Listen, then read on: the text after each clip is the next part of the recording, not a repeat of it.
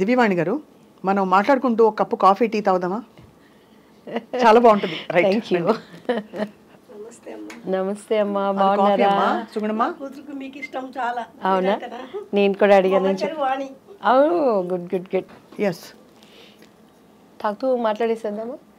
మీరు రాముయిజం గారు, కానీ రాముని మాత్రం మీరు హైప్ చేశారండి, మీకు దెబ్బలేస్తాను నేను తీసుకు. అవునా? ఎందుకు హైప్ చేయడం? ఆయనే హైప్, నేనే హైప్ కాదు అసలు. అటువంటి ఇంట్రెస్ట్ మనం ఎంకరేజ్ చేయకూడదు. ఎందుకు? ఏమి ఇంట్రెస్ట్ లో చూద్దాం, మాట్లాడదాం తప్పకుండా. ఇప్పుడు వద్దులేండి కాంట్రవర్సీ. చెప్తాను కూడా నేను. చెప్పండి, అదేం పర్లేదు, ఎవరి అభిప్రాయాలు వాళ్ళవి. నేను అంటే ఆయన వాస్తవాలు మాట్లాడతారు కాబట్టి చాలా మందికి అది మింగుడు పడదు. వాస్తవం కాదు, వాస్తవాలు ఉన్నాయని చెప్పని మన పూర్వీకులు ఆడమండి ఇవి బట్టలు లేకుండా ఉన్నారని ఇప్పుడు మనం పోగలరా? ఆయన బట్టలు వేసుకుని వస్తారు, ఆయన వేసుకుని వస్తారు, కానీ ఆయన మాటలు బట్టలు లేని మాటలు.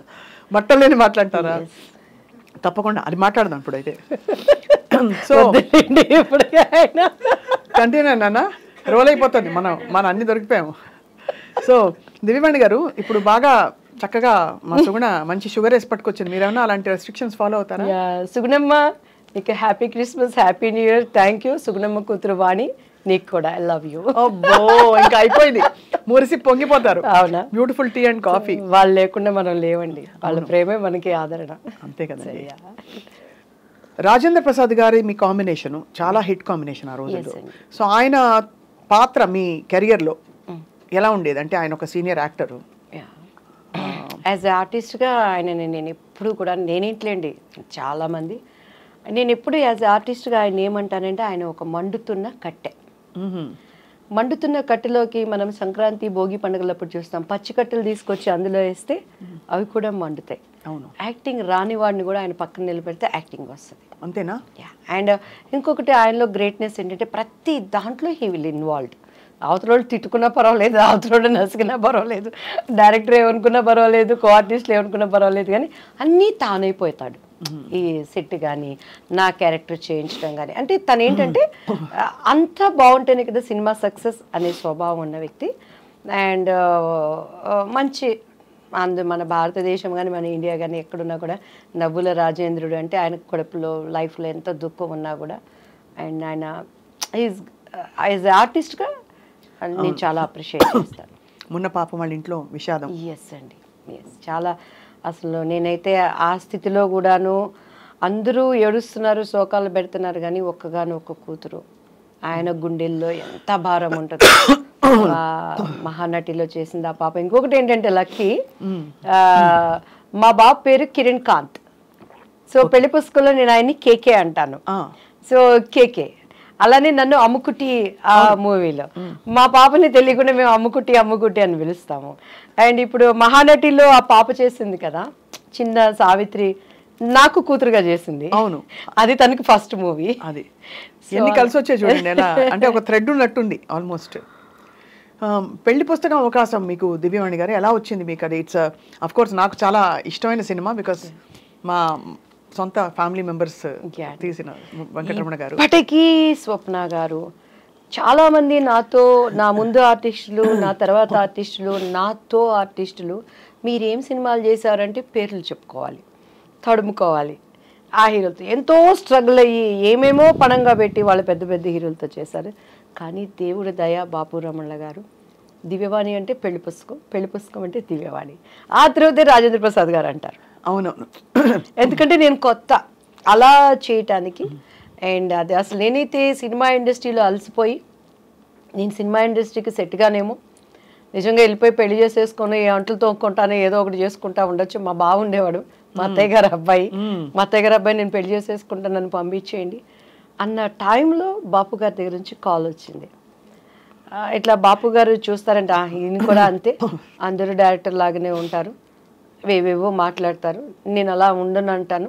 ఇంటికి వచ్చినాక మా అమ్మ ఇండైరెక్ట్గా తిడుతుంది, డైరెక్ట్గా తిడితే మళ్ళీ నన్ను భరించలేరు ఎవరు, ఇండైరెక్ట్గా తిడుతుంది. నేను ఇంకా ఏడ్చుకుంటా చీదుకుంటా ఉంటాను, నన్ను పంపించండి నేను మళ్ళీ చదువుకుంటాను అంటాను.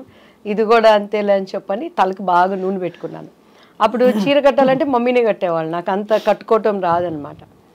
సో బాపు గారి దగ్గరికి వెళ్ళినప్పుడు తలకి లక్ ఏంటంటే ఆ రోజు తలస్నానం చేయలేదు, తలకు నూనె పెట్టుకున్నాను. ఆ హోమ్లీ కావాలనేది నాకు తెలీదు. మీకు ఇక మీరు మన రమణ గారి ఫ్యామిలీ అని అంటే మీకు తెలుసు కదా, బాపు గారి రూమ్ పైన పెద్ద రూమ్, అన్ని పుస్తకాలు, చిన్న ఆయనగా ఆయన కూర్చొని బొమ్మలు గీసుకుంటున్నారు. మన రమణ గారు ఉన్నారు కదా, రమణ గారు తీసుకెళ్లారు. ఈ అమ్మాయి కొత్త అమ్మాయి అండి దివ్యవాణి గారు అనగానే చూశారు బాపు గారు, నమస్కారం అండి అని కూర్చున్నాను నేను. ఇది జుట్టు మీ సొంత జుట్టు అండి అని అన్నారు. అవును సార్ అన్నాను. ఇట్లానే ఉండాలి మూవీలో అన్నారు. సరేనండి అని, ఎందుకంటే నేను ఓకే అవననేది నాకు లోపల ఒక అభిప్రాయం. బట్ నాకు అప్పుడు బాపు గారి విలువ నాకు నిజంగా తెలియదండి. బాపు గారు ఎంత గొప్ప మనిషి, ఎందుకంటే నేను సినిమాలు చూసేదాన్ని కాదు. ఈ క్వార్టర్లీ హాఫ్ ఇయర్లీ ఎగ్జామ్స్ వస్తే ఒక సినిమా, అది కూడా అప్పుడు మనకు తెలిసిన హీరోలు ఎవరు, శోభన్ బాబు, కృష్ణ. మా అన్నయ్య ఏమో కృష్ణ ఫ్యాన్స్, మేమేమో శోభన్ బాబు ఫ్యాన్స్. ఈ 2 సినిమాలు అంటేనే ఇంట్లో అడుక్కుంటే కానీ పంపించండు మా నాన్నగారు. అట్లా నేను పెరిగిన దాన్ని. లోతుగా సినిమా ఏంటి, పరిజ్ఞానం ఏంటండి. ఇప్పుడు రాజేంద్ర ప్రసాద్ గారు వీళ్ళందరూ ఏం చెప్తారు, మేము ఏంటి డబ్బింగ్ 75 పైసలకు చెప్పాము, అన్నం లేకుండా ఉన్నాము, దీని మీద కసితో వచ్చాము. సూపర్ స్టార్ కృష్ణ గారు కానీ ఇప్పుడున్న మెగాస్టార్లు కానీ. నాకు అట్లంతా నేను రాలేదు, తేపడ్డాను కాబట్టి నాకు అసలు సినిమాలు ఇవన్నీ తెలియదు అనమాట. సో బాపు గారి విలువ తెలియకుండా అప్పుడు ఆయన ఏమడిగారంటే, మా అమ్మగారు అన్నారు, మిస్సమ్మ సినిమా చూసామమ్మ అన్నారు. నిజంగా ఆ సినిమాలు ఏం చూస్తాం, ఈ ట్రెండ్లో పెరిగిన వాళ్ళం. మా అమ్మ ఇంకా చూస్తే ఇట్లా అన్నారు, అమ్మ అంటే చూశానని చెప్పానంటే చూశాను సార్ అన్న. నిజంగా నేను మిస్సమ్మ చూడలేదు, అబద్ధం, ప్రామిస్ అబద్ధం చెప్పాను. మళ్ళీ ఇంటికి వెళ్ళినాక మొట్టికాయలు పడతాయి, పప్పు గుత్తికారతో డబ్బులు పడతాయి. ఎవరు పడతారు ఎవరు చూసి చూశాను సార్ అన్న. కానీ సేమ్ అందులో క్యారెక్టరే మీది అని అన్నారు. అలాగే సార్ అన్నాను. నీకు కాళ్ళు చూపియమ్మ అన్నారు. మా అమ్మాయికి ఇలా చూసాను. మా అమ్మగారు పాప ఆమె భయపడతా, ఈ అవకాశం అన్నా మా అమ్మాయికి రావాలి, ఏదో ఒకటి మా అమ్మాయి ద్వారా మేము ఇండస్ట్రీలో ప్రూవ్ చేసుకోవాలని కాళ్ళు చూపించాను. ఎందుకంటే ఆ మూవీలో ఎక్కువ కాళ్ళకి షార్ట్స్ ఉంటాయండి. మహానుభావులు. నా స్టోరీ నాకు మిస్సమ్మ సినిమా మళ్ళీ చూడమ్మా అని అన్నారు. అలాగే సార్ అని చెప్పాను. ఇంటికి వెళ్ళిపోయాను. టక్ టక్ టక్ టక్ అగ్రిమెంట్, డేట్స్ ఫిక్స్ అయిపోయినాయి. 45 days కంటిన్యూస్గా షూటింగ్. అమ్మ అన్ని మాట్లాడేశారు, డబ్బులు ఏమిటి అసలు, రమణ గారు ఉన్నారు, మన మేనేజర్ రమణ గారు, ఇప్పటికే ఆయనే ఉన్నారు. శ్రీరమణ గారు అంతా మమ్మీ మాట్లాడుకున్నారు. శ్రీరమణ గారు అంటే పెద్దవారు? నో ఇప్పుడు ముళ్ళపూడి వెంకటరమణ గారు, బాపు గారు, శ్రీరమణ గారు ఈజ్ ద ఇంకా పర్మనెంట్ కుటుంబ సభ్యులు. అవును, ఆయన అదే శ్రీరమణ గారు అంటే ఆయనే కదా. శ్రీరమణ గారు అంతా మాకు మమ్మీతో మాట్లాడారండి. నెక్స్ట్ డే ఆంధ్రజ్యోతి నాడు బాపు బొమ్మ దివ్యవాణి అని వచ్చింది. ఫస్ట్ ఫోన్ మా ఇంటికి వచ్చింది. అప్పుడే మారిందా మీ పేరు? దివ్యవాణి అప్పుడు మారలేదు కదా, అంతకు ముందే ముందే మారిపోయింది. అంటే నాకు ఫస్ట్ నేను చేసినప్పుడు డాన్స్ రాజా డాన్స్ అని చేశాను. అనుకోకుండా మొన్న వినోద్ రాజా అని బెంగళూరు ఒక ప్రైవేట్ మీటింగ్కి వెళ్ళినప్పుడు కలిసానండి. దాంట్లో అప్పట్లో చిరంజీవి గారు సిడీ తెప్పించుకొని చూసారు ఆ అబ్బాయి డాన్స్కి. లీలావతి గారి కొడుకు కన్నడ రాజ్ కుమార్ గారు. సో ఆ టైంలో నాకు దివ్య అని పేరు పెట్టింది ద్వారకేష్ గారు. ఆయన భవ్య అని ఒక అమ్మాయిని పరిచయం చేశారు. సో దివ్య అని ఆయన పెట్టారు. మమ్మీకి వాణి అంటే ఇష్టం, దివ్యవాణి అలా అయిపోయింది. సో బాపు గారు ఇక దివ్యవాణి కానీ ఫస్ట్ మా ఇంటికి వచ్చిన కాలు దాసనారాయణరావు గారు. మీరు ఒక మాట అన్నారు, అంతకు ముందు మీరు చాలా విసిగిపోయారు, బాపు గారు అవకాశం కూడా అలాగే అవుతుందిలే అనుకున్నారు. చాలా అయ్యాయి ఆడిషన్స్, అంటే ఏమయ్యేది ఆడిషన్లో? మీరు సెట్ అయ్యేవారు కదా వాళ్ళ క్యారెక్టర్కి, లేకపోతే అంటే దానికి ముందు దాసనారాయణరావు గారిది అభిసారిక అని ఒక మూవీ వచ్చిందండి. అప్పుడు మేము పద్మాంటి దగ్గరికి వెళ్ళి, మమ్మీ తెనాలి మాకు తెలిసిన ఒక మమ్మీ వాళ్ళ క్లాస్మేట్ పద్మాంటికి మంచి క్లోజ్, మంచి వాళ్ళండి తెనాలి పిల్లలు, చాలా వాళ్ళు కష్టపడుతున్నారు ఇండస్ట్రీలో అని అంటే పద్మాంటి రిఫర్ చేసి దాసరి అంకుల్ దగ్గరికి వెళ్ళాం. సవేరా హోటల్లో అప్పుడు వీళ్ళకి పాముగురు వీటిల్లో జరుగుతూ ఉండే స్టోరీ డిస్కషన్స్ అవన్నీ. ఏమి చేస్తారు, మాట్లాడేవాళ్ళు, కింద నుంచి పెద్ద చూసారు, ఒడ్డు పొడుగు బాగుంది అమ్మాయి అనేవాళ్ళు, స్టోరీ మంచి క్యారెక్టర్ అండి అనేవాళ్ళు, కొంచెం మీరు బయట కూర్చోండి అమ్మాయితో మాట్లాడతాం అనేవాళ్ళు. మా అమ్మాయికి ఇటు చూసేదాన్ని నేను, ఇంకంతే. ఇంక మా అమ్మగారు బయటకు వెళ్తాను అని అంటే వెళ్ళనిచ్చేదాన్ని కాదు. సో ఆ లోపల వాళ్ళ భావన ఏంటనే అర్థమయ్యి అర్థం కాని వయసు నాది అప్పుడు. సో అలా ఇక మా అమ్మగారు నన్ను వదిలిపెట్టేవాళ్ళు కాదు. మొన్న కూడా చౌదరి గారు అని చెప్పని ఒక ఆయన ప్రొడ్యూసర్ కలిసారండి. అప్పుడు అర్జున్ సర్జాతో ఒక మూవీ చేయాల్సింది, శారదా అంటే మెయిన్ క్యారెక్టర్. అందులో అంతా డేట్స్ వరకు వచ్చింది, అంతా ఓకే అన్నారు, క్యారెక్టర్ మిస్ అయిపోయింది. కాదు అంటే అంత ఓపెన్గా మిస్బిహేవ్ చేసేవారా? నా దగ్గర మిస్బిహేవ్ చేసి నా దగ్గర బతికి బట్ట కడతాడండి వాడు ఎవడైనా. అదే అందుకని ఎందుకంటే ఇప్పుడు జీలో అప్పుడు ఉండేది. అదే మీరు బోల్డ్ గా కనిపిస్తున్నారు చాలా, బట్ ఎలా మీకు అర్థమైపోయేది వాళ్ళ మనసులో ఏమిటని? అంటే మా మమ్మీతో మాట్లాడేవాళ్ళు. మమ్మీ అమ్మాయి చిన్నపిల్లండి, తను ఫ్రెండ్లీగా మంచి ఆర్టిస్ట్ అండి, మా అమ్మాయిలో టాలెంట్ ఉందండి అని అలా అనేవాళ్ళు. ఇంటికి వచ్చినాక డిస్కషన్ జరుగుతుంది కదా, నన్ను బాగా రెచ్చగొట్టేది మా అక్క అయితే, చూడు నువ్వు చేయాల్సిన క్యారెక్టర్ అమ్మాయి చేసింది చూసుకుంటే, నువ్వు చేసుకొని నాకేంది, నేను ఎప్పుడు ఏ క్యారెక్టర్ పోయిందని ఏడ్చింది లేదండి. ఈవెన్ దో మిస్టర్ బెల్లానికి కూడా బాపు గారు, రమణన్ల గారు, రాజేంద్ర ప్రసాద్ గారికి ఇప్పుడు ఒక మనసు ఉంది, మన ప్రతి ఒక్కరికి ఒక అంతరాత్మ అనేది ఉంటుంది. ఈవెన్ ఆమెనికి కూడాను వాళ్ళ గుండె మీద చేసుకుంటే మినిమం మ్యాక్సిమం ఎక్స్ట్రీమ్ ఈ క్యారెక్టర్ అమ్మాయి అయితే బాగుంటుందని చెప్పని ఎంత ప్రయత్నం చేశారు, ఎంత ప్రయత్నం చేశారు. నేను ఆయనకి సారీ కూడా చెప్పాను, రాజేంద్ర ప్రసాద్ నా భవిష్యత్తును గురించి జరిగిన విషయాలన్నీ ఆయనకి చెప్పాము, ఏం లేదు ప్రాబ్లం. ఆయన వేరే ఆలోచనలో ఉండేవాళ్ళు, మేము అది అంటే ఇప్పుడు అప్రమత్వం, ఈజ్ గుడ్ ఆర్టిస్ట్ కానీ ఆ క్యారెక్టరు నాకు ఆమెని ఒకరోజు ఫ్లైట్లో కలిసినప్పుడు నాతో చెప్పింది, దివ్యవాణి గారు 1000 సార్లు నాకు ఆ డెక్లో, అప్పుడు సీడీలు డెక్లు ఉండేవి, చూపించి ఇలానే కావాలని చెప్పేవాళ్ళు. బాబు మరి ఎందుకు మిస్ అయిపోయారు మీరు? చేయలేదు, ఒప్పుకోలేదు.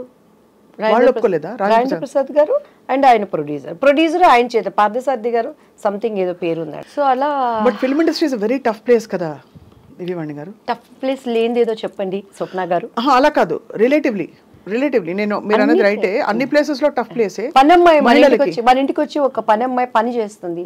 ఆ అమ్మాయి పొద్దున్న లేసిన దగ్గర నుంచి రోడ్డు మీద నడుచుకొని వచ్చే దగ్గర నుంచి ఇంట్లో పని చేసి తను ఓనర్ అనేవాడి దగ్గర నుంచి ఆడదానికి తిరిగి వెళ్ళటానికి టఫ్ కాదు, చాలా టఫ్, ఎక్కడ టఫ్ అక్కడ.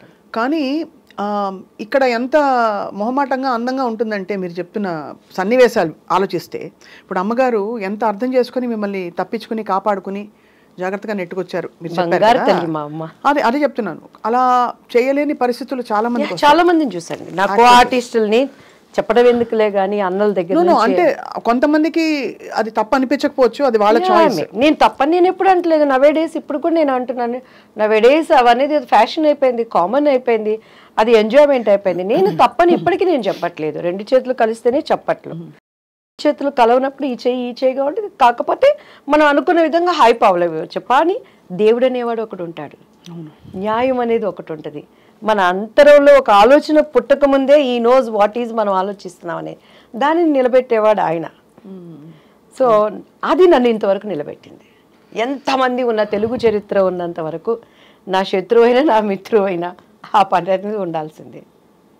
నన్ను అంగీకరించేవాళ్ళైనా అంగీకరించిన వాళ్ళైనా ఆ పాట అనేది దేవుడు అలా దానిని జతపరిచాడు అనుకుంటానండి. అండ్ ఎస్పెషల్లీ బాపు రమణల గారు అసలు ఇండస్ట్రీకి వాళ్ళు విరుద్ధమైన వ్యక్తులు, అంటే వాళ్ళ మనస్తత్వాలు అంత స్వచ్ఛంగా ఉంటాయని. స్వచ్ఛమైన మనుషులు. నాకు జరిగిన అన్యాయానికే మళ్ళీ పాపం వాళ్ళు పెళ్లి కొడుకు మూవీ తీసి అందులో నాకు తెలిసి లాస్ వచ్చింది. అదే అప్పుడు బంగారు పిచ్చి కానీ విజయ నిర్మల్ గారు చేసిందనమాట. సో నరేష్ గారు నేను చేశాము. అది అక్కడేమో చంద్రమోహన్ గారు విజయ నిర్మల్ గారు చేశారు. సో సేమ్ స్టోరీ, ప్రజలకు అంతా ఎక్కక అది అనుకున్న విధంగా ఆడలేకపోయింది. బట్ నాకు మంచి పేరు వచ్చింది. దానికోసము వెంకటరమణ గారు తన పక్కనున్న సైటుకి అప్పుడు ఫైనాన్షియల్ దీనికి బాపు గారు ఇచ్చేశారు. అంత స్నేహబంధం వాళ్ళు అసలు చూస్తే రిలేషన్స్ అనుకుంటాం కానీ స్నేహితులు అనేది చాలా రోజుల వరకు నాకే తెలియదండి. సో అన్నీ ఉన్న విస్తరాకు అణిగి మణిగి ఉంటుంది అనడానికి. అవును, ఇండస్ట్రీలో ఉండే పద్ధతులకి విరోధమైన వాళ్ళు అండ్ నాకు మనసున్న మనుషులు. నేను బాపు గారితో న్యూ ఇయర్ టైంలో ఆటలు కూడా ఆడాను ఆయనతో. మొన్న కూడా రోజా ఒకసారి దుబాయ్లో బాపు గారికి లైఫ్ టైమ్ అచీవ్మెంట్ అవార్డు ఇస్తున్నప్పుడు చెప్పింది, ఒక ఆడది అందగత్తె అంటే ఎన్ని అవార్డ్స్ రివార్డ్స్ వచ్చినా బాపు బొమ్మ అనేది అది ఒక క్రెడిట్. అది దివ్యవాణి కొట్టేసింది. నాకు చాలా జెల్సీగా ఉండేది. ఫుల్ లెంగ్త్ నేను క్యారెక్టర్ ఆయన దగ్గర నేను చేయలేకపోయాను. అఫ్కోర్స్ ఆ తర్వాత నేను అదేంటి ఒక మూవీ చెప్పిందండి ఎన్టీఆర్ గారిది ఏదో, దాంట్లో నేను ఒక సాంగ్ చేశాను నేను అని చెప్పాను. అది అంటే ఆడవాళ్ళంటే అందరూ అందమే, అందరూ బాపు బొమ్మలే. ఎస్పెషలీ బాపు బొమ్మ అంటే ఆయన జనరేషన్స్ ఎంతమంది చేసిన, అవును వాణిశ్రీ గారు వాళ్ళు చేసిన, నా జనరేషన్స్ ఎంతమంది చేసిన, ఆమెని నేను ఎంతమంది, నా తర్వాత జనరేషన్ చార్మి వాళ్ళు మిగతా వాళ్ళు ఎంత చేసినా బాపు బొమ్మ అంటే దివ్యవాణి. అది నా ఇంటి పేరుగా మార్చబడింది కదా, అదే నాకు దేవుడిచ్చిన ఒక ధన్యత అండి. అదే మరి చారెడు బారెడు పిడికెడు గుర్తుందా? పిడికెడు నల్లని కూరలు బారెడు. ఆ జడ పట్టుకున్నప్పుడు మీరు చూడండి, ఆ షార్ట్లో చూస్తే నా కళ్ళన్నీ ఎర్రగా ఉంటాయి అనమాట. అప్పటికే ఒక యుద్ధం అయిపోయేది నా మీద, ఇన్ని నిందలు, ఏడ్చి ఏడ్చి ఏడ్చి షార్ట్ రెడీ అనగానే వెళ్ళిపోయేది అనమాట మళ్ళీ. అట్లా మీ డైలాగ్ మేము వాడేసుకుంటుంటాం, చెంగల్పట్టి శాంతారాం అంటే మీరే కదా. అదోటి అమ్ముకుట్టి అమ్ముకుట్టి మనసిలాయో కిట్టమూర్తి కిట్టమూర్తి తెలుసులే ఓయ్ ఓయ్. అందులో కూడా రమణ గారి ట్యాగ్ ఉంటుందండి ఆ సాంగ్స్. అండ్ అందులో స్వప్న గారు నా జీవితానికి నేను అన్వయించుకునే డైలాగుల్లో ముఖ్యమైనది, అండ్ రాజేంద్ర ప్రసాద్ గారు చెప్తారు ఒక డైలాగు. నేను అక్కడికి వెళ్ళి డ్యాన్స్ నేర్పిస్తూ అక్కడ ఉన్నప్పుడు మంచి చెడులు రాసులు పోసుకొని ఉండవట. అవును, అవకాశము ఉంటే మంచివాడు కూడా చెడ్డవాడిగా మారుతాడు, అవకాశం లేకపోతే చెడ్డవాడు కూడా మంచివాడిగా ఉంటాడు. కస్టమ్స్ అండ్ సుఖమ్స్, ద కాంబినేషన్ ఈజ్ లైఫ్. అంతే, పర్ఫెక్ట్ కదా అది. నా జీవితంలో ప్రతి చోట ఎదురయ్యే బిట్స్లో ఎంత అనుభవంతో, ఎంత జ్ఞానంతో ఆయన ఆ డైలాగ్ రాశాడు. ప్రతి మనిషికి ఒక్కొక్క మనిషిలో ఉండే కలర్స్, నటన, నా బిడ్డలు కానీ బయట వాళ్ళు కానీ నమ్మిన వాళ్ళు కానీ బయటకు వచ్చేటప్పుడు అంతా మంచి చెడులు రాసుకుపోసుకొని ఉండవు. అవకాశం ఉందంటే మంచోడు కూడా చెడ్డోడు అయిపోతాడు, అవకాశం లేకపోతే చెడ్డోడు కూడా గప్చిప్ సాంబార్ బుడ్డి. నేను సాంబార్ బుడ్డి. సో అలా లైఫ్లో. అండ్ నా లైఫ్ ఏంటంటేనండి, మా మమ్మీ దగ్గర ఏం తెలీదు, మా ఆయన దగ్గర అంతకన్నా తెలీదు. ఇప్పుడు ఈ 5 ఏళ్ళు దేవుడు నిమిత్తమై నేను బయటకు వస్తున్నప్పుడు, పాలిటిక్స్లోకి వచ్చినాక, ఓ ఇది ఇలా ఉంటారా, ఓ ఇది ఇలా ఉంటారా, వాళ్ళు ఇలా ఉంటే నేను ఇలానే ఉంటాను, అది నష్టమైనా నిజాన్ని బ్రతికించుకుంటాను, అదే నా హీరో, అదే నన్ను కాపాడుతుంది అనే విధంగా వెళ్ళి ఈరోజు యథార్థవాది లోక విరోధి అనే దానికి సాదృశ్యంగా. మీరు చాలా బోల్డ్గా ఉన్నారు. అంటే మీరు ఇప్పుడు ఇంకా ఫీల్డ్లో ఉన్నట్టే, మీరు ఎంత పాలిటిక్స్లోకి వచ్చినా సినిమా ఇండస్ట్రీలో ఉన్నట్టే ఒక నటిగా మీరు ఇప్పటివరకు చెప్పిన విషయాలే ఇంత క్యాండిడ్గా ఎవరు మాట్లాడలేకపోయారు. అయ్యో, అంటే అది మీ ధైర్యానికి నిజంగా జోహార్లు. అలా వెళ్ళాలి లేదు, అలా కాదు అని అనేది. అంటే మీరేమి ఎవరిని దూషించలేదు, మీ పరిస్థితులు మీరు చెప్పారు, అది చాలా పెద్ద విషయం. కానీ ఆ తర్వాత కూడా మీరు ఎదురవుతూ ఉండిందండి, అంటే కష్టం. ఇప్పుడు మనకి కొన్ని గీతలు మనం గీసుకుంటాం, మనకి ఇలాంటి కాస్ట్యూమ్స్ వేసుకోను, ఈ ప్రవర్తన నాకు నచ్చదు అని. ఆ గీతలలో ఉండడం వల్ల ఇంకా తర్వాత కూడా మీరు అవకాశాలు కోల్పోయారా, లేకపోతే చాలా కోల్పోయాను? మిస్టర్ పెళ్ళాం ఒకటేనా? చాలా ఆమె సినిమా నేను చేయాల్సింది ఈవీవి గారిది, అండ్ నాకు అడ్వాన్స్ కూడా ఇచ్చేసారు, వెనక్కి వెళ్ళిపోయాను. గరానా మొగుళ్ళలో వాణి విశ్వనాథ్ క్యారెక్టర్ నేను చేయాల్సింది, దానిని మిస్ అయిపోయాను. మిస్ అయిపోవడం అంటే they just come and tell you know. ఇంకా అంతే, ఇక ప్రాబ్లమ్స్. అది ఎవరన్నా అనుకోండి, డైరెక్టర్లు అనుకోండి, హీరోలు అనుకోండి, మేబీ వాళ్ళ దానికి ముందు మీకేమన్నా డైరెక్ట్ ఇండికేషన్ వచ్చేదా దట్ ఏదో ఎక్స్పెక్ట్ చేస్తున్నారు వీళ్ళని? 100% వచ్చేది. మమ్మీ వాళ్ళకి అంత ధైర్యం చేసేవాళ్ళు కాదు నా దగ్గర, పాప ఏమీ నన్నైతే ఇబ్బంది పెట్టేవాళ్ళు కాదండి. నేను ఇక్కడ గొప్ప ఏంటంటే నా టాలెంట్ నన్ను బ్రతికిచ్చింది. దివ్యవాణి అంటే సింగిల్ టేక్ ఆర్టిస్ట్, అక్కడ లోపం ఉందంటే కెమెరామ్యాన్తో పక్క ఆర్టిస్ట్తో, కానీ నాది ఎప్పుడు. అండ్ ఎందుకంటే అంత డెడికేట్ మైండ్గా డైలాగ్స్ కానీ డ్యాన్స్ కానీ, నాకు లాంగ్వేజ్ తెలియకపోయినా కూడాను డెడికేట్ మైండ్తో నేను ఏది ఉన్నా కూడానండి, ఈవెన్ దేవుడి పని కానీ, ఇప్పుడు సంబంధం లేకుండా రియల్ ఎస్టేట్ అనేది నేర్చుకుంటున్నాను ఇక్కడ. కొంతమంది మన దాంట్లో కూడా డెడికేట్ మైండ్తో చేస్తాను, పొద్దున్న లేస్తే దాని మీదే వర్కౌట్ చేస్తాను. అలా నేనేమి ఎక్కడ బైబుల్ కాలేజీకి వెళ్ళలేదు, బైబుల్ థెరపీలు పొందలేదు, కానీ అక్కడ నిలబడినప్పుడు నేను షికాగోలో చాలా టైం ఇస్తారండి వాళ్ళు, కానీ అక్కడ 1.5 hours 2 hours when God spoke through with me, whole Chicago దేవుడు మాట్లాడాడు అనే విధంగా, అక్కడ హృదయాలకు తాకే విధంగా నేను దేవుడికి పాదాలు పట్టుకుంటాను. అట్లా ఏది చేసినా నాకు తెలియకపోయినా కూడాను దాన్ని తెలుసుకోవడానికి ప్రయత్నం చేసేదాన్ని. అది ఇండస్ట్రీలో నన్ను నిలబెట్టింది. ఎందుకంటే నాకు బాగా చిరంజీవి గారు ఇచ్చిన కాంప్లిమెంట్ అనమాట. 3 సినిమాలు ఒకటే సంవత్సరంలో, పెళ్లి పుస్తకం, ఇద్దరు పిల్లల ముద్దుల పోలీసు, ఎదురింటి మొగుడు హ్యాట్రిక్, హిట్ చిత్రాలు కథానాయిక అని అప్పట్లో ఆంధ్రజ్యోతి వీటిలో వచ్చినప్పుడు చిరంజీవి గారు ఒకసారి ఎయిర్పోర్ట్లో చెన్నై, మా అమ్మగారు వెళ్ళిపోయి తొందరగా వెళ్ళు, నమస్తే చెప్పు, బాగా మాట్లాడు, ఆయన పక్కన నీకు అవసరం వెళ్ళంగానే సార్ నమస్తే అండి అని అన్నారు. సార్ మీతో నేను ఒక్క సినిమా చేయాలి సార్, నాకు సార్ అంటే, నీకేంటమ్మా హిట్ చిత్రాలు కథానాయకువి అన్నారు. నాకు ఆ మాట అసలు ఎంత సంతోషం అనిపించింది అంటే, దాని తర్వాత కొండవీటి దొంగ చేశాం. కొండవీటి దొంగలో శుభలేఖ రాసుకున్న, యాక్చువల్లీ నేను ఆయనకు మరదలు, ఆ సాంగ్ నాకు ఆయనకి ఉండాల్సింది. కొన్ని అనివార్య చెప్పుకోలేని కారణాల వల్ల ఆ సాంగ్ మళ్ళీ రాధా గారికి మార్చబడింది. ఓహో, అందులో కూడా మళ్ళీ మరి మరి సో అప్పుడు నేను ఏడ్చి మా మమ్మీ మేమంతా మరదల్ క్యారెక్టర్ వేశారు, కానీ ఆ పాట మాత్రం నా కోసం అని పెట్టింది. ఎందుకు దీనికి ప్రత్యక్షమైన సాక్షి పరచూరు గోపాలకృష్ణ గారు. అంటే ముందు చెప్పారు మీకు, ముందు రోజు ఒక సాంగ్ ఉంటుందని చెప్పారు. కొన్ని కారణాల వల్ల ఆ సాంగ్ని మళ్ళీ మార్చేసి రాధా గారికి ఆయనకి పెట్టారు. సో అలాంటి సంఘటనలు ఎన్నో అలా చెప్పుకోలేనివి కొన్ని కొన్ని ఉంటాయి. చాలా మీరు పోరాడారు అయితే. చాలా నేను పోరాడలే, మా అమ్మ పోరాడారు. అమ్మ పోరాడారా? నేను రిలాక్స్. అమ్మ అలా నిజంగా కంటికి రెప్పలాగా అమ్మ కనుపాపలా చూసుకున్నారు మిమ్మల్ని నిజంగా, అంతే కదా? అంతే, ఎక్కడ కసి కందకుండా. మీరు ఫిల్మ్స్ బాగా సాగుతున్న టైంలో మీ వివాహం ఎలా జరిగింది దివ్యవాణి గారు? వివాహం కూడా చేసుకోవాల్సి వచ్చింది ఒక లెక్క. ముత్తినంత హెండతి అని ఒక కన్నడ మూవీ జరిగిందండి.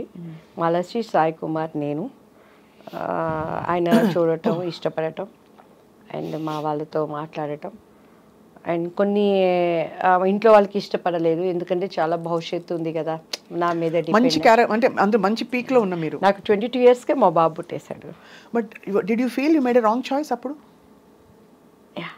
100%. ఎందుకంటే కెరియర్ పీక్ లో ఉన్నప్పుడు ఏ స్త్రీ కూడా, అందులో ఇట్స్ అ పవర్ఫుల్ పొజిషన్, ఆర్థిక స్వాతంత్రం, డబ్బులు, పవర్, ఫేమ్ అన్ని. అప్పుడు ఏమనిపించేది అంటే ప్రేమించారా? ప్రేమించబడ్డాను. ఓకే, సో అందరి జీవితాల్లో అవుతాయండి. సో ఇట్స్ లైక్ ప్రేమ అంటే మనకు తెలియదు, అంత సీన్ లేదు మన ఫేస్లకి. ప్రేమించబడ్డాను అనమాట. అంటే ఇంకొకటి ఏంటంటే స్వప్న గారు, నేను 14 yearsకి ఇండస్ట్రీకి వచ్చేసాను. డాన్స్ 87, నా 10th ఇంకా నాకు ఇది కూడా రాలేదు, ఏమంటారు దాన్ని, నా రిజల్ట్స్ కూడా రాలేదనమాట. మా నాన్నగారు చనిపోయారు.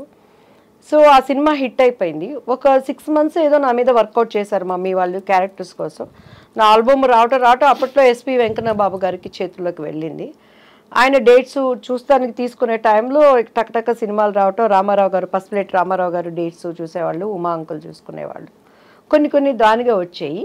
3 years నాన్ స్టాప్గా నేను ఇల్లు చూడలేదు. ఒకలాంటి హోమ్ సిక్ అయిపోయేది. మా ఇంట్లో ఒక్కొక్క పిల్ల, మా అక్క, మా అన్నయ్య. అట్లా టైంలో నేను కళలో ఆ సినిమా హిట్ కొట్టడం, వెళ్ళిపోవటం, చేయటం నాకేమైపోయేదంటే పొద్దుగూకులు వర్క్, అమ్మ నాన్న. సో ఆ టైంలో ఏదో ఒకటి నాకు ఐ వాంట్ సంథింగ్, అది నాకంటూ ఒక స్వతంత్రమైన జీవితం చెప్పుకోలేని పరిస్థితి. నేను నా భావనలు నేను చెప్పుకోలేను. డ్రెస్ వేసుకోవాలా, అమ్మ చెప్పింది వేసుకోవాలి. మాట్లాడటం ఇంటర్వ్యూలో మమ్మీ ట్రైనింగ్ ఇచ్చి, అప్పుడు ఈ ప్రభు వీళ్ళంతా మా మమ్మీ దగ్గరకు కూడా వచ్చేవాళ్ళు కదండి. అంత మా మమ్మీ అంటే హిట్లర్ అనమాట. ఇంటర్వ్యూలు అంటే ముందు ఇది చెప్పి అన్ని చెప్పి వీటన్నిటి కారణం మా మమ్మీ అని చెప్పాలని నేర్పించేది. సో అట్లా నాలో ఫస్ట్ నుంచి కూడా ఒక భావనలు ఉండే, వాటన్నిటికీ బ్రేక్ పడిపోయింది. తెలియకుండా ఇది పెళ్ళని చేసుకుంటే నేను వెళ్ళిపోతాను కదా, నాకంటూ నా లైఫ్ నేను ఇష్టంగా బ్రతకచ్చు. యా, మెయిన్ 80% అది కారణం, 20% నా వయసు కారణం, ఇంకా మిగతాది పరిస్థితులు మనకి కొన్ని దేవుడు అనుమతిస్తాడు. But I choose wrong decision. అది నాకు ఇప్పుడు అర్థమవుతుంది. అవునులేండి, అవును. ఇండివిజువాలిటీ మనం ఉండుంటే ఇంకా. బట్ కానీ ఇంకొకసారి కూడా నేను అనుకుంటాను, ఒకవేళ నేను అలా ఉన్నా కూడా నాకు క్యారెక్టర్స్ వస్తాయని గ్యారంటీ ఏంటి? మంచి ఆర్టిస్టు, ఒడ్డు పొడుగు బాగుంది, అభినయం ఉంది, అందు ఉంది, సింగిల్ టేక్ ఆర్టిస్టు అన్నీ ఉన్నా కూడాను తెర వెనక టాలెంట్స్ మనకి లేవు. వస్తాయా లేవా గ్యారంటీ లేదు. సో అట్లా నేను శుభలగ్నం సినిమాలండి, ఆమెని క్యారెక్టర్కి. మొన్న కూడా నిన్న ఏదో ఫంక్షన్లో ఎస్వి కృష్ణారెడ్డి గారు కలిసారు, అదే చెప్పాను, సార్ శుభలగ్నంలో ఆమెని క్యారెక్టర్ నాది, ఎందుకు పోయిందో మీకు తెలుసు, ఇప్పటికైనా ఆ భర్తీని ఆ ఫుల్ఫిల్ మీరే చేయాలి సార్ అంటే కృష్ణారెడ్డి గారు నవ్వుతా ఉన్నారు. సార్ చాలా అంటే సపోర్టివ్ ఆఫ్ విమెన్ కదా చాలా కృష్ణారెడ్డి గారు ఇప్పుడు కూడా. ఆ క్యారెక్టర్ అదే మీరు ఆ శుభలగ్నం మంచి పవర్ఫుల్ ఆమెని క్యారెక్టర్. ఆమెని గారి మొన్ననే ఆమెని గారిని ఇంటర్వ్యూ కోసం కలిశాను అనమాట. అని ఐ ఫీల్ హ్యాపీ. నా అలాగే కష్టంతోనో వచ్చిన ఇంకొక వాళ్ళకి రావటం, వాళ్ళకి అది లైఫ్ అవటం కూడా ఐ అప్రిషియేట్. వాళ్ళకి మంచి, ఎవరికైనా మనం బాగుండాలి, అందరూ బాగుండాలంటే దానికి అర్థం అదే కదా. కానీ నేను ఎప్పుడు బాధపడలేదని, ఏ రోజు ఈ క్యారెక్టర్ నాకు పోయింది అని బొక్కబార్లు పడుకొని అన్నం మానేసి గ్యాప్లో ఏం చేసేవారు మరి? ఆలోచిస్తూ కూర్చునేవారా ఇప్పుడు? సినిమాల మధ్య గ్యాప్లో అసలు గ్యాప్ ఎక్కడుంది స్వప్న గారు? పెళ్ళయ్యే వరకు నాన్ స్టాప్ పోరాటం. తర్వాత ఇంకా పెళ్లి వల్ల మీరు బ్రేక్ తీసుకున్నారు. మ్యారేజ్ అయిపోయింది, ఇమ్మీడియట్ గా కన్సీవ్ 22 yearsకి నా బాబు పుట్టేశాడు, 24 yearsకి నా పాప. వాళ్ళ క్యారియర్తో అడపా సీరియల్స్ అవి చేసుకోవటం. అండ్ ఆఫ్టర్ దట్ వాళ్ళ చదువులు. ఇప్పుడు కొంచెం అలా ఊపిరి పీల్చుకుంటున్నాను కొంచెం. What was the biggest tragedy in your life మన దివ్యవాణి గారు? మా బాబు పుట్టినాక నాకు కొంచెం హస్బెండ్ సైడ్ చాలా ఇబ్బందులు ఫేస్ చేశానండి. అండ్ అప్పుడు ఆ ట్రాజడీని కూడా దేవుడు ట్రాజడీ అని తెలియకుండా నా కుటుంబీకులు నన్ను చాలా ఆదుకున్నారు. అండ్ బాబు హెల్త్ విషయంలో బాగా సఫర్ అయ్యాను. ఆఫ్టర్ దట్ చెన్నై వచ్చేసాను నేను. అప్పటి నుంచి నేను సింగిల్ పేరెంట్. ఇప్పటివరకు కూడా బయట ప్రపంచానికి ఎవరికి తెలియదు. ఫస్ట్ టైం మీకే మీ ఇంటర్వ్యూలోనే చెప్తున్నాను. Single parent. బట్ మా వారు చాలా మనసున్న వ్యక్తి. He is good father, good husband. కానీ కొన్ని అనుకోని సంఘటనలు నా కళ్ళతో నేను చూడటం ద్వారా దగ్గరైన మనుషులకి దూరంగా బ్రతుకుతూ ప్రపంచం కోసం అండ్ నేను ఒక నీతి నియమాలతో ఉండే అనేటువంటి కట్టుబాట్ల కోసం నా పిల్లలకి నేనే ప్రపంచం. But is very lovely father. Is a good father to them. Is good husband. మీకు వారికి అంటే గుడ్ హస్బెండ్ ఎందుకు లేదు, every minute he will take care about me. కొన్ని ఏంటంటే అక్కడ పరిస్థితులు వాటిని నేను మళ్ళీ ప్రభువుని అంగీకరించటం, అది అభిప్రాయ భేదాలు అనేవి రావటం వల్ల మానసికంగా దూరం అయిపోయాం. చాలా సంస్కారవంతుడు ఆయన. నాకు దేనికి అడి చెప్పి every minute he will take care మా పిల్లల గురించి. కానీ ఇక కామెడీ ఏంటంటే మా పిల్లలకు కూడా మాకు ఎంత అగాధం ఉన్నది అనే విషయం తెలియదు. ప్రభువుని మీరు స్వీకరించవలసిన ఎక్స్పీరియన్స్ ఏంటి దివ్యవాణి గారు? నేను ఎప్పుడు I love talking about God. అది మతానికి అతీతంగా, ఇది క్రైస్తవ మతమా, హిందూ ధర్మమా, ఇస్లాం మతమా, ఇంకోట బౌద్ధ మతమా అని కాదు. దేవుడు దేవుడే. So tell me about your experience. ఎలా అయింది మీకు అసలు? యాక్చువల్లీ నేను ఏంటంటే అమ్మవారు అంటే దివ్యవాణి, దివ్యవాణి అంటే అమ్మవారండి. అలా అమ్మవారి భక్తురాలు మీరు. భయంకరంగా సుప్రభాతం మనం పాడామంటే ఎంఎస్ సుబ్బలక్ష్మి అక్కర్లేదు అంత. ఇక అక్కడ ఎక్కడ మనకి తిరుపతి టెంపుల్ ఎలా ఉంటుందో మీరు ఇన్నే ఓపికందంటే 2 చరణాలు నాకు ఇప్పటికీ గుర్తున్నాయి. చెప్పండి అమ్మా తల్లి, చెప్పండి తల్లి. ఎలా అంటే 4 గంటలు అయ్యేసరికి ఇంట్లో గంట మన ఇంట్లోనే మోగుతుంది. టేప్ రికార్డు ఉండదు. మా పిల్లలు చిన్నోళ్ళు. మా అబ్బాయికి మొత్తం స్నానం చేయించేసి పంచి కట్టేసి నాతో పాటు దేవుడి గదిలో కూర్చోబెట్టి అలంకరణ అంతా అయిపోయిందంటే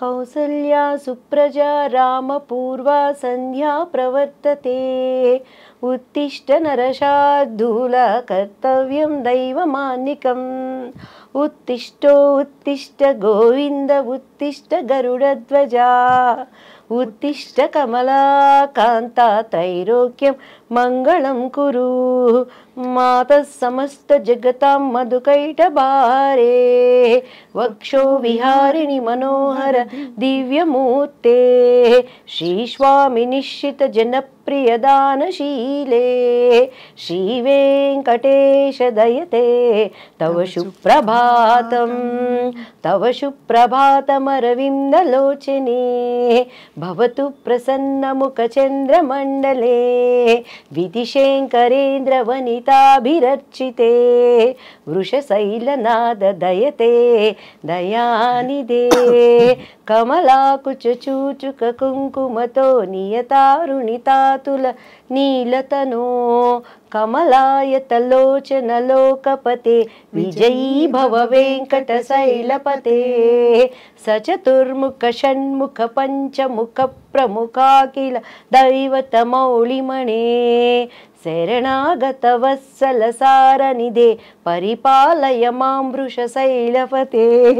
మీకు నమస్కారం. అసలు దేవాదిదేవుడిగా సమస్త మహిమ మనకి ఎంత ఎంత చక్కగా అంటే ఎన్నిసార్లు వినుంటే మీకు అలా వచ్చిందో అర్థం అవుతుంది మీ ఇంటి వాతావరణం ఎలా ఉండేదని చెప్పి.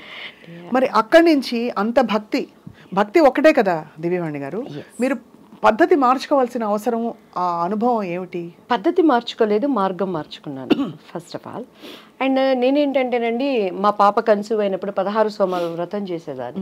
ఎలా అంటే పొద్దున్నే చన్నీళ్ళతో స్నానం చేసి పుట్ట మీదకి వెళ్ళి పుట్ట మీద నుంచి మట్టి తీసుకొచ్చి దానిని లింగం చేసి దాన్ని దాంట్లో పెట్టి వ్రత కథ అంతా చదువుకొని ఉమ్ము కూడా మింగకుండా నా కడుపుతో ఉన్న వాళ్ళకి ఆకలేసేది, మా పాప లోపల నుంచి ఇళ్ళ గీకేది.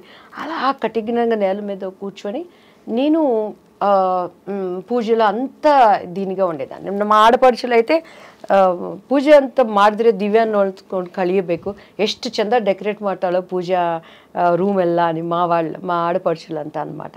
సో అలా టైంలో ఒకసారి నేను పుట్ట మీద మంచి మట్టి తీసుకొని వచ్చేటప్పుడు మా మంజు అని మా పని అబ్బాయి ఉండేవాడు పక్కన, నాకు హెల్పర్. పొట్ట దగ్గరికి వెళ్ళాలంటే భయం వేసేది. మంచిగా భయ అయితే అయితే కణ నేను ಹೋಗಿ తగ్గోబా మన్ను అనేదాన్ని. బన్నీ అక్క అనేవాడు. అంటే ఆ మట్టి మీద చేసినప్పుడు పాము ఎక్కడ వచ్చిద్దో, నన్ను ఎక్కడ గరిసిద్దో అని భయపడితే ఆ పుట్ట మీద మట్టి తీసుకునేదాన్ని. ఒకరోజు మా ఇంట్లో అప్పటి సౌదీ అని చెప్పని కర్ణాటకలో అంతా బచ్మనే అంటారండి, బాత్రూంలోనే రాగి కాగుంటుంది, 24 hours నీళ్ళు కాగుతూనే ఉంటాయి. ఆ కట్టెలు పైనుంచి తీసేటప్పుడు ఇంత పెద్ద కట్ల బాంబు అండి కింద. నేను వణికిపోయి పరిగెత్తి దానిని కట్టి తీసుకొని కొడతా ఉన్నాడు ఎవరు, మా ఆ పిల్లోడు మంజు. నాకు అప్పుడు పాము దేవుడు కదా, పాము దేవుడు కనిపిస్తే ఇప్పుడు స్వప్న గారు రాగానే నాకు ఒక బ్యూటిఫుల్ హగ్ ఇచ్చారు. ఎంత ప్రేమ అంటే ఆ కౌగిలింతలో ఇష్టం, ప్రేమ. ఒక మనిషికి మనిషి ఎంత ఇష్టం ఉంటే దేవుడు కనిపిస్తే నేను వాటేసుకోవాలి కదా, నేను హక్ చేసుకోవాలి కదా. ఆ దేవుడి కోసమే కదా మనం పూజలు చేస్తున్నాం. మరి పాము నేను హక్ చేసుకోవాలి కదా. ప్రతి మనం ఆరాధించే వాటికి పాము సింబల్ ఉంటుంది కదా. ఎందుకు పామును కొడుతున్నాం? దేవుడు వచ్చాడు కదా, దేవుడిని ఎందుకు హక్ చేసుకోలేకపోయానని ఒక ఆలోచన వచ్చింది. ఏమోలే మన పితరులు చెప్పారు మనం చేయాలి అనుకొని. అలానే వినాయక చతుర్దశి వచ్చినప్పుడు మా బాబుకి చక్కగా పంచికట్టి నగలన్నీ వేసి వాడికి కూడా ఉండ్రాలు వేసేదాన్ని. ఒకరోజు మా ఇంట్లో ఎలుక వచ్చిందండి. ఎలుక వచ్చినప్పుడు ఎలుకలు అంటే మా వారు చాలా, ఆయన ఎట్లా అంటే అసలు ఫుడ్ దగ్గర బళ్ళు వచ్చినాయి హల్లి బందిదే సాయిస్ పూడి అంటారు. చాలా నీట్నెస్, డిసిప్లైన్, చాలా కేర్ ఉంటారు అన్నిట్లో. ఆ ఎలికని చంపడానికి నేను బండి కష్టం నాకే తెలుసు స్వప్న గారు. ఎలికలు బోన్ తీసుకొచ్చి పొద్దున్నే ఎలికని చూస్తున్నప్పుడు రేపు పొద్దున్న వినాయక చవితి చూస్తే వినాయకుడి దగ్గర ఎలిక, ఇదేంటి ఎలుక కూడా దేవుడి రూపమే కదా, ఈ ఎలికని ఎందుకు చంపేస్తున్నాను నేను, దీనివల్ల ప్లేగ్ వ్యాధి ఏంటి, అట్లా తెలియని ఒక ఆలోచనలు నాలో ఉండేవి. సో ఎప్పుడైతే మా బాబు మీద ఈ చేతబడులు చీకటి శక్తులని ప్రయోగించారో, when I start read Bible, పరిశుద్ధ గ్రంథం, ప్రపంచంలో చాలా ఉన్నాయి. ఎవరిచ్చారు అసలు మీకు మా గ్రంథం? ఇప్పుడు గ్రంథం ఎవరిచ్చారంటే మా బాబు చదువుకునే స్కూల్ టీచరు సెయింట్ జోసెఫ్లో Nirmala aunty, she a believer. ఆమె నాకు బైబిల్ గురించి ఇచ్చి, దివ్య నువ్వు క్రీస్తు దగ్గరికి రా, నీ బాబుకి పరిపూర్ణంగా విడుదల ఇస్తుందని బైబిల్ ఇస్తే నాకేం తెలుసండి. మా ఇంట్లో నాకు ఇప్పటికీ నా స్కూల్ బుక్స్ అన్నిటికీ అన్ని పండుగలు వచ్చినాయంటే వాళ్ళకి పసుపు పెట్టి మధ్యలో కుంకుమ పెట్టి సరస్వతి చదువు బాగా రావాలని చెప్పని బైబిల్ కూడా అక్కడ తీసుకెళ్ళి పెట్టి దానికి కూడా పసుపు కుంకుమ పెట్టి గంట కొట్టి హారతిచ్చి చదవడం వచ్చేది కాదు. నేను ఎప్పుడు రామాయణం, భాగవతం, భారతం ఇవన్నీ వినటమే కానీ అంత టైం ఎక్కడ ఉండేది చదువుకోవటానికి. పెద్దవాళ్ళు చెప్తే వినటం, నేను ఎప్పుడు చదవలేదు బైబిల్ని. సో ఫస్ట్ టైం నాకేదో దీన్ని చదువు అని ఒక ప్రేరణ వచ్చినప్పుడు, నేను ఆంటీ ఇచ్చింది తీసినప్పుడు ఫస్ట్ నాకు ఏం అర్థం కాలేదు. భూమి ఆకాశం శూన్యంలో నుంచి వచ్చింది, ఒక పేజీ అది చదివే ఏం అర్థం కావట్లేదు, ఏం చదవాలి మూసి పెట్టేశాను, దండం పెట్టుకున్నాను. మనకు ముచ్చటగా ఏది చేసినా 3 సార్లు చేయాలి. సో ఏంటి బైబుల్, ఎందుకు నేను చదవాలి, నువ్వు నాతో ఏం మాట్లాడతావు దేవుడు యేసయ్య అని నేను దండం పెట్టుకొని ప్రేయర్ చేసినప్పుడు, మీరు నమ్మరు స్వప్న గారు, 3 times అంత పెద్ద పరిశుద్ధ గ్రంథంలో ఒకటేసారి ఒకటే వాక్యం వచ్చింది, తూర్పు పడమర ఉత్తర దక్షిణ నువ్వు ఎటు వెళ్ళినా కూడా నా సన్నిధి నీతో ఉంటుంది. ఆ మాటకి నాకు అర్థం తెలియదు, ఇప్పుడు నేను దాన్ని అనుభవిస్తున్నానండి. వరల్డ్ వైజ్ నేను ఎక్కడికి వెళ్ళినా కూడా గాడ్ ప్రెసెన్స్ ఏంటి, దేవుడు కార్యాలు ఎలా ఉంటాయని. ఆ తర్వాత బైబిల్ చదవటం, నేను పడిన ఒక మంచి చర్చ్ చెన్నైలో జైపాల్ గారు అని చెప్పని, రక్షణ అంటే ఏంటి, అసలు మత మార్పిడి అనే వాళ్ళని, దాన్ని అంగీకరిస్తున్నటువంటి దేవుడిని అంగీకరించిన వాళ్ళని చాలా వాళ్ళకి తెలియచెప్పాల్సింది. ఎక్కడా ఆయన నేను మతం అని చెప్పలేను. ఐ ఆమ్ ద వే, నేను మార్గం, ఐ ఆమ్ ద ట్రూత్, నేను సత్యం, ఐ ఆమ్ ద లైఫ్, నేనే మార్గం, నేనే సత్యం, నేను జీవం. ఆ మార్గం ఏంటి? ఈరోజు మన ఐడ్రీమ్ స్టూడియోస్కి రావాలంటే జీపీఎస్ పెట్టుకొని వాళ్ళు పంపించిన లొకేషన్ పట్టుకొని కరెక్ట్గా వచ్చాను. వచ్చినాక కూడా మన పిల్లలు చెయ్యి ఊపి దీనిలే పైరని అంటే ఆ కరెక్ట్ మార్గం పట్టుకోబట్టి ఇక్కడికి వచ్చాను. ఏంటి ఆయన మార్గం? I'm the truth. ఈ ప్రపంచంలో ఈరోజు సప్న గారు, దివ్య గారు ఇద్దరు కోర్టుకు వెళ్ళారంటే ఒకటే నిజం ఉంటుంది, రెండోది అబద్ధం. దానికోసం వాదనలు జరిగితే ఒక్కొక్కసారి అన్యాయం గెలవచ్చు, కానీ న్యాయం అనేది ఎప్పటికైనా నిలుస్తుంది. ఆయన ఏమంటున్నాడు, ఐ ఆమ్ ద ట్రూత్, నేనే సత్యం, నేను మాత్రమే సత్యం అంటున్నాడు. ఐ ఆమ్ ద లైఫ్, నేను జీవం. ఆ జీవం ఏంటి? ఈరోజు అగ్ని ఆరదు, పురుగు చచ్చిపోదు. ప్రతి ఒక్కడు, ఒక ప్రాస్టిట్యూట్ అయినా, ఒక దొంగ అయినా, మన కులం ఏదైనా, మన మతం ఏదైనా, మనం ఏమనుకుంటాం, చచ్చిపోతే స్వర్గంలో ఉండాలి అనుకుంటాం. ఆ స్వర్గంలో ఉండటానికి జీవం ఎవరు? అంటే స్వర్గం ఉందో లేదో ఎలా తెలుసు మీకు? 100% మంచి ఉంది, చెడు ఉంది, దేవుడు ఉన్నాడు, దయ్యము ఉంది. ఇక్కడ ఓకే, మన భూమి మీద స్వర్గం నరకం ఉంటే, మంచి ఆలోచనలు ఉంటే, మంచి ప్రపంచం ఒక ప్లెజెంట్ గా ఉంటే స్వర్గం అనుకుంటా. స్వర్గం అనేది లేకుండా ఊహల్లో యమదొంగ సినిమా ఎలా చేశారు? అలాంటి స్వర్గలోకం అంటారా? నేను స్వర్గలోకం అదేం చెప్పట్లేదు, అప్పట్లో నాకు అదే స్వర్గం. కానీ బైబిల్ చదివినాక 100% దానిని పరలోకం అంటారు. మన భాషలో కొలెక్వల్ లాంగ్వేజ్లో అర్థం అవటానికి స్వర్గం అని నేను చెప్తున్నాను.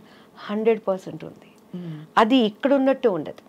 దేవుడి రాజ్యం ఒకటి ఉంది. అసలు మనం అక్కడ వారసులుగా ఉండటానికి దేవుడు తన రూపంలో తనలాగా ప్రతిదీ సృష్టించుకున్నాడు. ఎందుకంటే బైబిల్లో ప్రతిదానికి ఆన్సర్ ఉందండి. ఒకసారి నాకు పరశుర్ అంకుల్ కాల్ చేశారు, ఏంటి ఈరోజు దివ్య పలుకులు రాలేదు అని. అప్పుడు నాకేంటంటే కొంచెం ప్రార్థన చేసుకుని ఏదొచ్చిందంటే వచ్చేసి నాకు ఇష్టమైన వాళ్ళందరికీ ఫార్వర్డ్ చేసేదాన్ని. చేస్తుంటే ఏంటి నీ దివ్యమైన పలుకులు రాలేదు అని అన్నాను. అంటే లేదు అంకుల్, నేను కొంచెం ఏదో వర్క్లో ఉండి పంపించలేకపోయాను, పంపిస్తాను. నిన్న ఒకటి అడుగుతాను చెప్పవే అన్నారు. అడగండి అంకుల్ అన్నాను. కోడి ముందా గుడ్డు ముందా అన్నారు. కోడి ముందు అంకుల్ అన్నాను. ఇత్తు ముందా చెట్టు ముందా అన్నారు. చెట్టే ముందు అంకుల్ అన్నాను. ఎట్లా చెప్తావే అని అన్నారు. నా బైబిల్లో ప్రతిదానికి సమాధానం ఉంది అంకుల్.